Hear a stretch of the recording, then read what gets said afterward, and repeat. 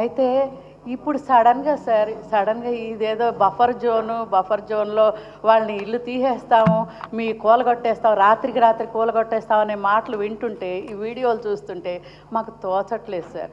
ఈ 27 years నుంచి మేము పడ్డ కష్టం సార్. మేము ప్రతిదీ లోన్ల మీద ఇల్లు కట్టుకున్నదే సార్.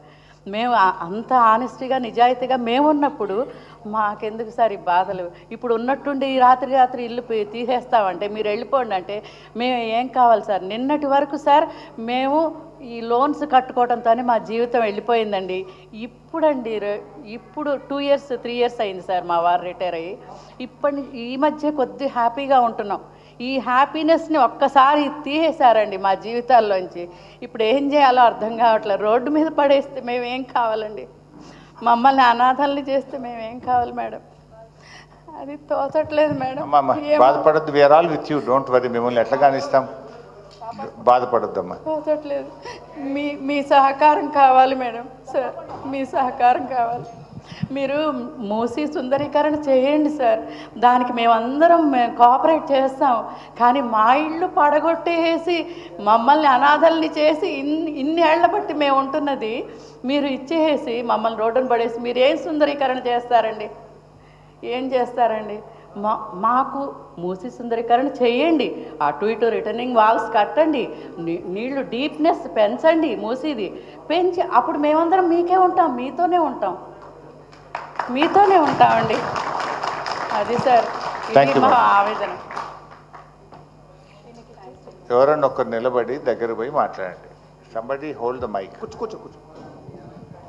థ్యాంక్ యూ అండి. మేము ఈ హైదర్షా కోట్ విలేజ్ దగ్గర నుంచి వచ్చాము. థ్యాంక్ యూ మీ రాజకీయ నాయకులు కేటీఆర్, కేసీఆర్ అందరు థ్యాంక్ యూ వెరీ మచ్. పాదాభి నమస్కారాలండి. మేము ఎంతో కష్టపడి, నాకంటూ ఒక డిజబిలిటీ ఉంది సార్. మేము లోన్స్ ఎలా కడతామంటే ఎంత సిన్సియర్గా, ఒక్కసారి కూడా సిబిల్ స్కోర్ పడిపోకుండా అంత సిన్సియర్గా, మేమే విజయమాల్య అనుకున్నారా లేకపోతే ఇంకెవరో అనుకున్నాం, ఒక్కసారి కూడా మేము ట్యాక్స్ పే చేస్తాము, ప్రాపర్టీ ట్యాక్స్ పే చేస్తాము, ఎవ్రీథింగ్ సిన్సియర్ సార్. మేము గవర్నమెంట్కి ఎగెనిస్ట్గా కాదు, గవర్నమెంట్ ఎప్పుడు మోసం చేయలేదు. మేము మా దగ్గరకు వచ్చి నా సంగతి నేను చెప్తున్నా. ఫస్ట్ నేను ఎన్నాళ్ళు పని చేస్తానో కూడా నాకు తెలియదు. ఫస్ట్ చేసేది ఈఎంఐ కట్టేయడం. ఎందుకంటే నా కుటుంబం అప్పుల పాటు పడిపోకూడదు, నేనేమైనా అయిపోతే. ఓకే, ఆ విధమైన థింకింగ్లో నేను ఈఎంఐ కూడా ఫస్ట్ నా శాలరీ అంతా ఈఎంఐకి వెళ్ళిపోయింది సార్. ఓకే, మొత్తం ఈఎంఐకి వెళ్ళిపోయింది. వేరే దగ్గర పొలాలు అవన్నీ ఆ ప్రాపర్టీస్ అమ్మేసి ఇక్కడ తీసుకున్నాం. మేము కొనుక్కున్నప్పుడు మాకు తెలియదండి ఇది ఎఫ్టీఎల్ అని బఫర్ జోన్ అని. మాకు అన్ని అప్రూవల్స్ ఉన్నాయి సార్, అన్ని అప్రూవల్స్ ఉన్నాయి. ఒక బ్యాంక్ ఆఫీసర్ కానీ, ఒక బ్యాంక్ అంటే టెక్నికల్ టీం ఉంటుంది కదా సార్, టెక్నికల్ టీం బ్యాంక్లోని వాళ్ళు టెక్నికల్ టీం అనేది ఫస్ట్ వెరిఫై చేస్తారు. అది ఎఫ్టీఎల్లో ఉందా, బఫర్ జోన్లో ఉందా, లేకపోతే ఏమైనా ఎక్స్ట్రా ఏమైనా ఉన్నాయా అవన్నీ చూస్తారు. కరెక్ట్ లేఅవుట్ నెంబర్లో ఉందా లేదా అని చూస్తారు. ఒక లీగల్ అడ్వైజర్ ఏం చేస్తారు, ఆ ప్రాపర్టీ లింక్ డాక్యుమెంట్స్ అవన్నీ వెరిఫై చేస్తారు. ఎవ్రీథింగ్ అవన్నీ అయిపోయాయి. నాకు ఎస్బీఐ నుంచి లోన్ వచ్చింది. ఓకే, అంటే ఎస్బీఐ అంటే అంతకన్నా స్టాండర్డ్ ఇంకోటి లేదని అది మా నమ్మకం, గుడ్డి నమ్మకం. ఓకే, ప్రతి ఒక్కరికి ఒక సాధారణ మధ్యతరగతిలో ఉన్న ఇన్నోసెంట్ కన్జ్యూమర్కి ఉన్న నమ్మకం ఎస్బీఐ. ఓకే, మేము ఈ ఆల్రెడీ అప్రూవల్స్ వచ్చేసాయి, మంచిగా ఉంది ప్రాపర్టీ, చాలు, ఇంకెంతకన్నా ఏం కావాలి, మేము ఏదో కొద్ది గొప్ప కట్టగలం, నా శాలరీ అంతా దానికి వెళ్ళిపోతుంది, ఇంకా నేనేం చేయగలను, హ్యాపీ కదా అని చెప్పి కొనేసుకుని వచ్చిన తర్వాత ఇప్పుడు ఎఫ్టీఎల్ బఫర్ జోన్ అంటే ఒక ప్రభుత్వ వ్యవస్థ అంటే అప్పట్లో ఉన్న ప్రభుత్వ అధికారుల వ్యవస్థ ఫెయిల్ అయింది, బ్యాంకింగ్ వ్యవస్థ ఫెయిల్ అయింది, ఒక టీపీఓ ఫెయిల్ అయ్యారు, TPO town planning officer fail అయ్యారు. ఇంతమంది ఇన్ని వేల కుటుంబాలు ఒక అన్యాయం చేయగలరండి, ఒక అక్రమం చేయగలరండి. ఇది వ్యవస్థ లోపం కదా. ఒక వ్యవస్థ లోపం వచ్చినప్పుడు ఒక సాధారణ మధ్యతరగతి పేదలో ఉన్న పర్సన్కి ఎలా శిక్ష వేస్తారండి? ఇది ఎక్కడ న్యాయం అండి? ఇది ఆఫ్ఘనిస్తాన్లో ఉన్నామా, పాకిస్తాన్లో, లేదా నార్త్ కొరియాలో ఉన్నామా, ఇంకెక్కడైనా ఉన్నామా సార్? మేము ఎంత కష్టం చేసి సంపాదించుకున్నాం సార్ ఈ ఆస్తి, మా పిల్లల కోసం మేము చూస్తున్నాము, అంతేగాని మేము అన్యాయం చేయట్లేదు. మాకు ఇది మేము అక్కడి నుంచి కదిలేదు సార్. లేదు సార్, కావాలంటే మీకు ప్రభుత్వానికి మేము ఎగెనిస్ట్ కాదు, ఏ పార్టీకి మేము అదేవిధంగా మేము చేతులెత్తి అందరి కాళ్ళకి మొక్కేది ఒకటే. మాకు కావాల్సింది ఏంటంటే మీరు కావాలంటే రెగ్యులరైజ్ చేయండి, మళ్ళీ ఎల్ఆర్ఎస్ లాంటి స్కీమ్ ఏదో పెట్టండి, మళ్ళీ ఒక 2 lakhs 3 lakhs ఎంత పెడతారు కదా మీరు, 1.5 lakh పెట్టండి, అందరూ పే చేస్తారు. ప్లీజ్ దయచేసి నన్ను ఆపద్దు, అందరూ పే చేస్తారు. మీకు గవర్నమెంట్ కూడా సంపాదన వస్తుంది కదండి. మీరు బ్యూటిఫికేషన్ పెట్టి ఏం చేస్తున్నారండి, పబ్లిక్ ప్రైవేట్ పార్ట్నర్షిప్ అని చెప్పి అక్కడ బిల్డింగ్లు మళ్ళీ కడతారంట. అంటే ఇక్కడ బిల్డింగ్లు లేపేసి ఇంకో బిల్డింగ్లు అదేమండి, అదే ఇదేంటి సార్ ఇది ఎక్కడో అక్కడ అండి థేమ్స్ రివర్ అంట.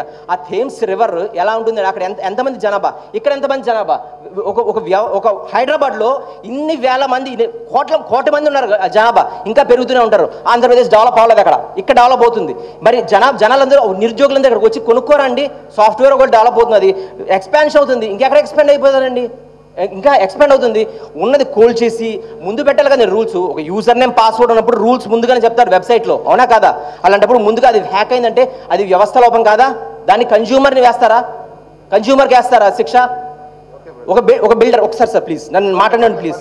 Okay, thank you sir, thank you very much sir, thank you sir. ఇంకెవరైనా మాట్లాడతారా? మీరు కూర్చోండి, మీరు అందరు బిజీగా ఉన్నారు కదా, కూర్చోండి, నేను చూసుకుంటాను. అందరికీ నమస్కారం అండి. ఈ అవకాశం ఇచ్చినందుకు చాలా ధన్యవాదాలు. అన్న, మేము 93లో మా ఫాదర్ అక్కడ ల్యాండ్ కొన్నారు. 2003లో ఇల్లు కట్టుకుని అప్పటి నుంచి అక్కడ ఉన్నాం. మేము అప్పుడు మేడం అక్కడికి వచ్చినప్పుడు ఫ్లాగ్ హాస్టింగ్కి దానికి అక్కడంతా మేము వెనకాల ఉంటుండే ఆ టైంలో. సో అప్పటి నుంచి స్టార్ట్ చేసి అన్ని లీగల్ చెక్ పాయింట్స్ అన్నీ దాటుకుంటూ వెళ్ళాము. బ్యాంక్ లోన్లు తీసుకున్నాము. అలాగే ఇప్పుడు అందరూ చెప్పిన పాయింట్స్ అవి కూడా అన్నీ తీసుకున్న తర్వాత సార్ మాది మల్టిపుల్ టైమ్స్ తీసుకున్నాం. ముందు ఫాదర్ తీసుకున్నారు, తర్వాత నేను లోన్ తీసుకుని మళ్ళీ ఎక్స్పాండ్ చేసుకున్నాను. 40 lakhs పైన ఉంది సార్ నా లోన్. సో ఇప్పుడు అది కట్టుకుంటూ అది ఇంకా ఈఎంఐలే కడుతున్నాము. సడన్గా ఈ బఫర్ జోన్ లిమిటేషన్ పెంచేసి మేము 93లో తీసుకున్నప్పుడు అసలు ఎఫ్టీఎల్ లిమిట్సే లేవు సార్. తర్వాత 2002లో వచ్చినాయి, తర్వాత 2012లో వచ్చినాయి. అలా పెంచుకుంటూ వెళ్ళిపోయి వీటన్నిటిని రెట్రోస్పెక్టివ్ ఎఫెక్ట్ ఇచ్చేసి పాత వాటికి అన్నిటికీ కూడా అప్లై చేస్తామంటే మాకు ఏం చేయాలో అర్థం కావట్లేదు. ఇంట్లో మా వైఫ్ మా అమ్మ రోజు ఏడుస్తుంటే నాకు ఏం చేయాలో అర్థం కావట్లేదు. మేడం ఉన్నారు.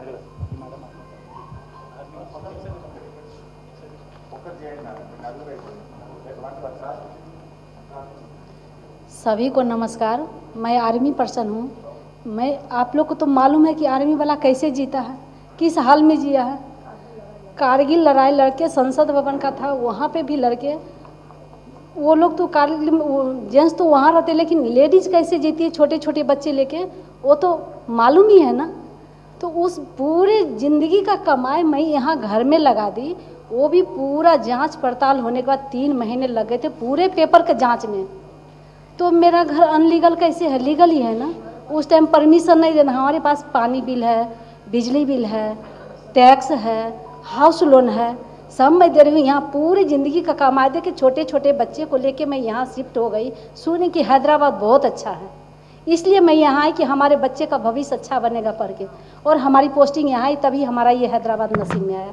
उसके बाद आज